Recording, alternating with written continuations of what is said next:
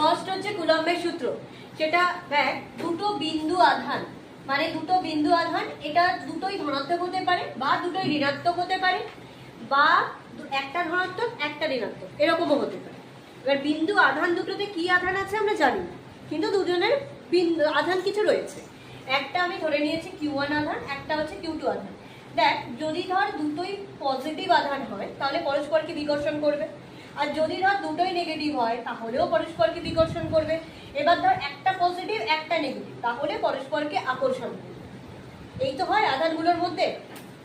তাহলে দুটো বিন্দু আধান যাদের মধ্যে দূরত্ব কত আর, এই যে দুটো বিন্দু আধান আমরা একটা সরলরেখা দিয়ে যদি আমরা যুক্ত করে নিই, তাহলে এদের মধ্যে যে আকর্ষণ বা বিকর্ষণ যে বলই তৈরি হোক না কেন, সেটার পরিমাণ কিভাবে নির্ণয় করতে পারি, সেটা হচ্ছে আমরা এই কুলম্বের সূত্র থেকে পাই।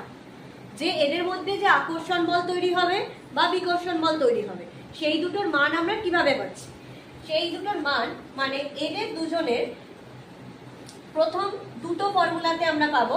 সেটা কি, এই দুটোর মধ্যে যে আকর্ষণ বা বিকর্ষণ বল তৈরি হচ্ছে, বল মানে F দিয়ে দেখাবো, ভেরি ক্লিয়ার, এই যে দুজনের আধানের গুণফলের সাথে সমানুপাতিক। আধান মানে কোনটা, Q1 আর Q2, তার মানে Q1 আর Q2